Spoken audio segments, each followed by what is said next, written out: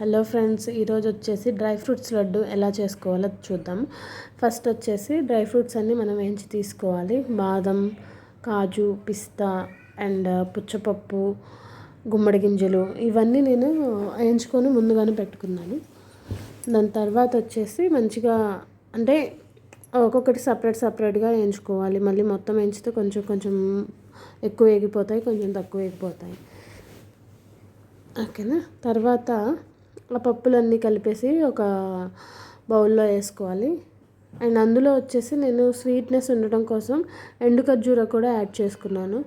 ఎండు ఖర్జూర కూడా చాలా మంచిది. ఎండు ఖర్జూర కూడా యాడ్ చేసుకున్నాను. ఎండు ఖర్జూరాన్ని ముందుగా మిక్సీ బౌల్లో వేసి మిక్స్ చేసుకున్నాను, గ్రైండ్ చేసుకున్నాను. దాని తర్వాత పప్పులన్నీ వేసి గ్రైండ్ చేసుకున్నాను, కొంచెం ఫైన్ పౌడర్ చేశాను. అండ్ అందులో ఇంకొక రౌండ్ అంటే నాకు అంత సాఫ్ట్గా అనిపించలేదు, సో మళ్ళీ ఇంకొక రౌండ్ వేసి సాఫ్ట్గా చేశాను. అండ్ స్వీట్నెస్ కూడా ఇంకొంచెం బాగుంటుందని చెప్పి బెల్లం పౌడర్ కూడా యాడ్ చేసుకున్నాను.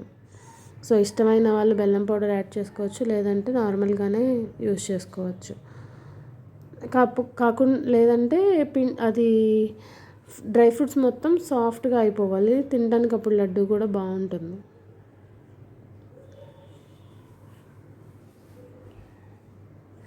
బెల్లం యాడ్ చేసుకొని మళ్ళీ ఫైన్గా పౌడర్ చేసుకున్నాను. అదంతా ఒక ప్లేట్లోకి తీసుకొని నార్మల్గా కూడా లడ్డు అవుతుంది, బట్ నేను ఏంటంటే గీ వేస్తే ఇంకా బాగుంటుందని చెప్పి నెయ్యి కూడా యాడ్ చేశాను. నెయ్యి వచ్చేసి ఒక 5 to 6 స్పూన్స్, లేదంటే నార్మల్గా మనకి లడ్డు అయ్యే కన్సిస్టెన్సీ ఉంటే చాలు. ఆ కన్సిస్టెన్సీ వరకు నెయ్యి వేసుకొని బాగా మిక్స్ చేసుకొని మొత్తం కలిపేసి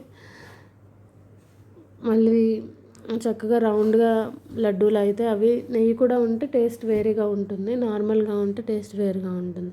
సో ఇష్టమైన వాళ్ళు నెయ్యి కూడా యాడ్ చేసుకోవచ్చు.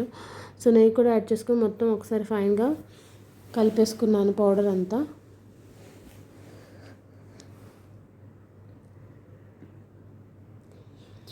దాన్ని సాఫ్ట్గా లడ్డు చేసేసుకున్నాను. ఒక్కొక్కటి సాఫ్ట్ లడ్డు చేసేసుకొని పక్కన పెట్టేసుకున్నాను. సో చిన్నవి చేసుకున్నా అంత తినడానికి కూడా బాగుంటుంది. మొత్తం హెవీగా ఒకసారి తినలేం కదా, సో అందుకని చిన్న లడ్డు చేసుకున్నాను.